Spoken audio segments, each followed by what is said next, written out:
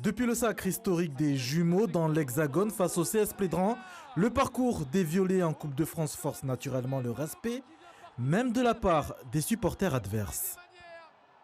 Bon, moi en fait je préfère que CFCM qui sont qualifiés, mais bon, je les donne juste une bonne continuation quoi.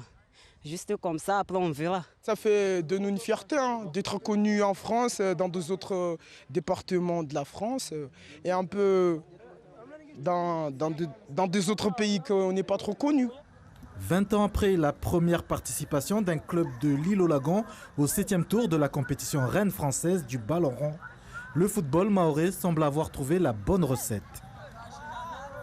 Il y a un travail qui est assuré par les bénévoles que sont les dirigeants dans les clubs. On voit bien qu'effectivement Mayotte progresse. Aujourd'hui, Jumeaux nous fait honneur. On espère qu'ils vont passer le tour suivant. La formation, c'est clair, c'est quelque chose d'important. Tous les jours, on a des formations de dirigeants, d'éducateurs, tout le temps, même des arbitres aussi. Donc la formation, c'est quelque chose de... C'est la clé. Après une forte baisse de licenciés enregistrée en 2020 en raison de la crise sanitaire, l'effet Coupe de France ces 2 dernières années représente une embellie pour la Ligue mahoraise de football.